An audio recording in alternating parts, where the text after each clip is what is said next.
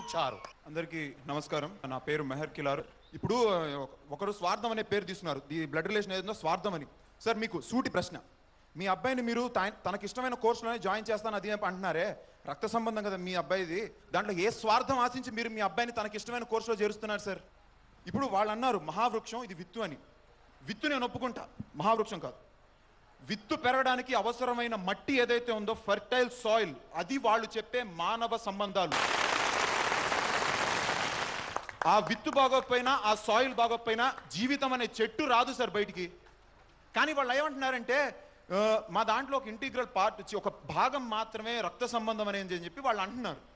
అది నేను ఒప్పుకోను సార్. ఎందుకంటే ఇప్పుడు అది చాలా రక్త సంబంధం అనేది ఎంతో ఇదైనది. మీరు దేశమును ప్రేమించమన్నా అన్న గేయాలు ఎన్నో చెప్పారు, కానీ అమ్మ ప్రేమ మీద, తండ్రి గురించి, అన్నా చెల్లెల అనుబంధం గురించి ఎన్నో పాటలు వచ్చినాయి.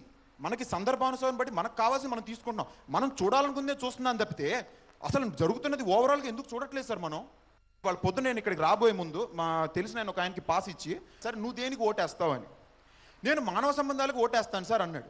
ఎందుకంటే మేము రక్త సంబంధానికి సపోర్ట్ చేస్తాం. అడిగాం మానవ సంబంధాలు ఎందుకు అయ్యా అంటే, సార్ మన అన్నకో మన చెల్లికో మన కొడుక్కో మనం సహాయం చేసుకుంటే అది బయటికి వెళ్ళి పేరు రాదు సార్. సొసైటీలో అందరు పక్కనడికి చేస్తేనే అది పబ్లిసిటీ వాడి ఇంకో నలుగురు చెప్పి మనకు పేరు. గాలిలో ఆక్సిజన్ అలాగో ఇప్పుడు హ్యూమన్ రిలేషన్లో బ్లడ్ రిలేషన్ అలా అన్న టైప్లో దాంట్లో ఇంటిగ్రల్ పార్ట్ అని చెప్తున్నారు. కానీ బ్లడ్ ఆక్సిజన్ లేదే గాలి లేదు. ఎందుకు ఏం లాభం సార్ ఆక్సిజన్ లేకుండా గాలి? సో రెండోది ఏంటంటే పొల్యూట్ అయింది సార్. కొంతమంది వల్ల కొన్ని సంఘటనల వల్ల ఈ రక్త సంబంధం ఏదైతే ఉందో అది పొల్యూట్ అయింది సార్. ఒప్పుకుంటాం, అందరం ఒప్పుకోవాల్సిన విషయమే. కానీ మన దేశం బాగాలేదు, ఇండియా బ్యాక్వర్డ్గా ఉందని చెప్పి మనం అమెరికా సెల్యూట్ కొట్టలేం కదా సార్. మన దేశాన్ని మనం బాగు చేసుకోవాలి. అలాగని చెప్పి ఇప్పుడు మన ఫ్యామిలీ వ్యవస్థ రక్త సంబంధం అంతా పొల్యూట్ అయిపోయిందని చెప్పి దాన్ని ప్యూరిఫై చేయడం మానేసి బయటికి వెళ్ళి తిట్టడం ఎందుకు సార్? మీకు నిజంగా సొసైటీకి అంత సేవ చేయాలంటే మానవతా దృక్పథంతో వచ్చి మీరు వీళ్ళని సాల్వ్ చేయండి. ఇప్పుడు మనం చాలా సంఘటనలు చూస్తున్నాం సార్. ఇప్పుడు పెళ్ళి అనేది మానవ సంబంధం వాళ్ళు తేల్చేశారు. ఓకే, అది రక్త సంబంధం నేను తీసుకురాదోసుకోవాలి. ఒక అమ్మాయి పెళ్ళి అత్తవారింటికి వెళ్ళింది సార్. ఆ అమ్మాయికి అక్కడ అన్యాయం జరుగుతుంది. ఆ అమ్మాయిని అసలు రాచి రంపాన పెడుతున్నారు. ఆ అమ్మాయికి క్లాస్మేట్స్ ఉంటారు, అబ్బాయిలు ఉంటారు, అమ్మాయిలు ఉంటారు. వాళ్ళు వచ్చి మాట్లాడితే విలువ ఉంటుందా? ఒక అన్నో ఒక నాన్నో ఒక అమ్మో వచ్చి అడిగితే విలువ ఉంటుందా? చారిటీ బిగిన్స్ ఎట్ హోమ్ అన్నారు సార్. ఇప్పుడు చారిటీ అనేది వీళ్ళు మాట్లాడుతున్న మానవతావాదం ఏదైతే ఉందో అది బయట చారిటీ అన్నారే, బిగిన్స్ ఎట్ హోమ్ సార్. మనకి మన తల్లిదండ్రులు నేర్పించినట్టు మనం ఇక్కడ మనం నేర్చుకుంటేనే అక్కడికి వెళ్ళి మనం చెప్తాం సార్. ఇప్పుడు ఏ ఒక్క నాయకుడు కూడా మా నాన్న నన్ను సరిగ్గా పెంచలేదు కాబట్టి నేను వచ్చి ప్రజాసేవ చేస్తున్నాను అనలేదు సార్. వాళ్ళ నాన్న ఇది మంచి ఇది చెడు అని చెప్పారు కాబట్టి వాళ్ళు వచ్చి ప్రజలు చేయగలుగుతున్నారు. ఇప్పుడు మనం వెస్ట్రన్ వరల్డ్ మనం చూసి చాలా నేర్చుకుంటున్నారు సార్. ఇప్పుడు నిన్న కూడా చాలా డిస్కషన్ చూసింది ఏంటంటే మోరల్స్. ఇప్పుడు ఏంటంటే మనకి ఎథిక్స్ చచ్చిపోతున్నాయి రోజు రోజుకి.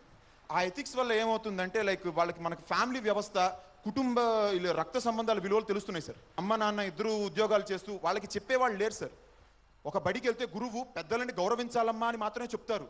తల్లి అయితే వాళ్ళ పాదాలకి నమస్కరించమ్మా అని తల్లి తండ్రి చెప్తారు సార్. గురువు చెప్పడు, గురువు గౌరవించమ్మా అని చెప్తాడు.